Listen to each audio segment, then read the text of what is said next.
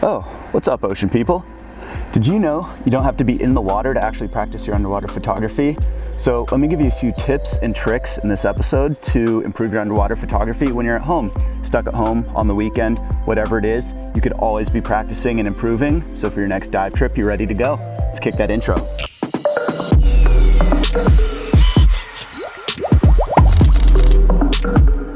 Okay, welcome back.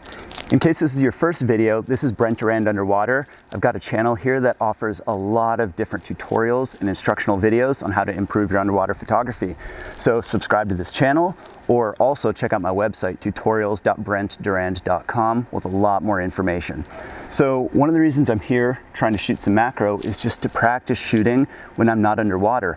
All the same rules that we follow, especially for manual settings and for exposure, for composition on land, also apply when we're underwater. So there's no reason not to be shooting when we're on land to practice working through those settings and capturing those shots. So when I'm shooting some of these flowers here, I'm looking at the depth of field and seeing how changing my depth of field changes the style of image I'm shooting. So here's a few examples.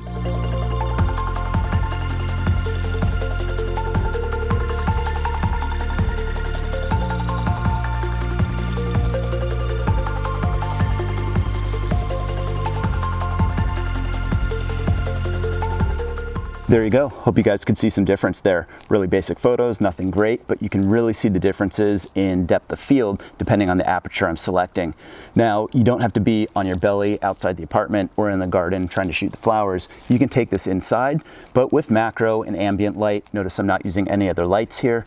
Outside is best because you're generally shooting at a deeper aperture, which lets less light in. So you're gonna have the best results outside where there's bright light. But let's take it inside. Let's look at my computer keyboard and some other stuff just to explore depth of field and how that works. Keep in mind, indoors is a little darker, so you might want a tripod or something like that.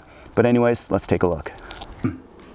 So here we are inside. I've set my laptop here, my trusty 2013 MacBook Pro, on a little box on top of a counter. So I'm going to shoot that. And the keyboard is just a really simple thing. I guarantee most of us watching this video have a keyboard. Raise your hand.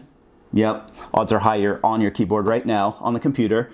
So break out your camera, doesn't have to be a macro lens, but start shooting the keyboard and pick one key from one angle and roll through the aperture so you can see the difference of depth of field that you'll get by changing the aperture and also the relationship of the light. If you're shooting in full manual, you're going to notice you'll have more light or less light depending how you change the aperture to create different depth of field. So you're gonna have to compensate by changing the shutter speed and or the ISO.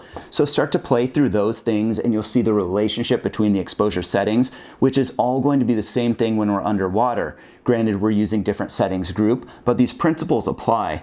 And the reason that it is so important to practice all these settings on land and the composition on land is because when you're trying to troubleshoot underwater, you'll understand the relationship between the settings and the exposure of the image so you can troubleshoot and fix it and start creating great images. The other thing to keep in mind is the composition. So if I'm shooting right here, this is going to be a way different composition than if I'm shooting right here. Right here versus here, or maybe I'll spin around.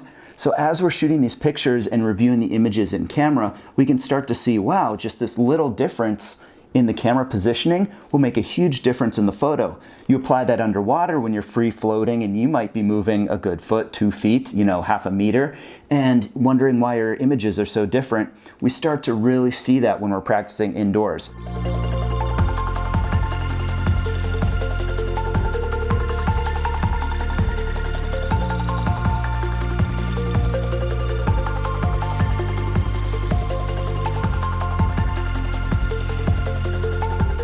Pretty interesting, right? Okay, so now what we're going to do is show how the difference to subject will also create big impacts on your photo. So what I'm going to do is use the same aperture and the same settings in manual, and I'm going to shoot 3 different photos of my keys just to see what the difference is between those when I'm just moving the camera between 3 different positions. So this is position number 1. And notice I'm using the same settings here as I switch to position number 2. And here we go. Now I'm switching to position number 3. So look at the depth of field difference between these as I toggle back and forth, as well as the exposure difference. So you can see that there's a huge difference to be made even by moving the camera a few centimeters forward and back to slightly change the distance of subject.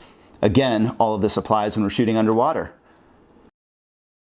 Okay, so here I am again. I find myself in front of the bathroom looking for a nice dark place, and I'm on my belly. Just because that's easy. Generally, for shooting this type of thing, I'd probably find the bathroom or somewhere else dark, but set everything up on a table and then shoot like that.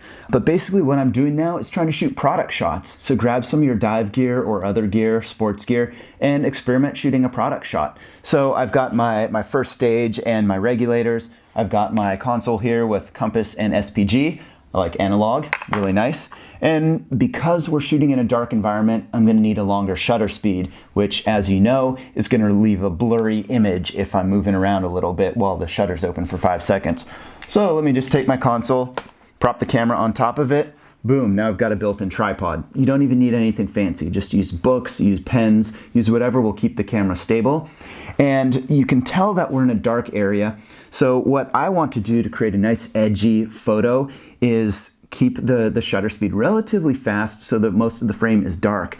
But then I'm gonna add in this light. This is a 1000 lumen big blue dive light, and I keep it clipped off to my BCD. I'll use it to look in cracks and holes and crevices and things like that. But you turn it on, it's got a nice spot beam, and when I shine the light on what I wanna shoot a photo of, I'm going to get a dark background around it, but a nice bright light here. And this is cool for two things. One, I can experiment with the angle of the light as I'm shooting, which is very similar to what you'll do with a video light or a strobe. But then two, I can also try to control the beam. So snoots are very popular in macro photography now, controlling the light. And what I'll do is take my hand, and now I've got a narrow beam. Wide beam, hand, narrower beam. So I can really control the light and put it right on the regulator. You can tell now I've got it coming from this angle, now I've got it coming from this angle. So I can create different lighting effects, even try to light here with some of the background, maybe get that first stage in there, just by using my hand to control the light. It's like a built-in snoot and very easy to do. So experiment, shoot some photos, control your angle of light. All the concepts apply underwater. All right, so there we have it. A bunch of different ways you can work on improving your underwater photography while you're at home. So apartment, condo, house, van, boat, wherever you are, all you really need is your camera. Practice going through those settings and seeing how the settings will affect the exposure as you're changing depth of field and shutter speed, and also look at some of those subtleties with composition. You'll notice a lot of differences there just in subtle movements of a few centimeters. So if you haven't yet, hit that subscribe button down below, slap it, tap it, point it, click it, whatever it is we're doing these days. Also, check out my website, tutorials.brentdurand.com, for a number of other video tutorials, written articles, and a newsletter, so you'll be first to know about new videos. Thanks for tuning in. Leave your comments below. I answer every single comment and question, and I'll see you guys in the next video.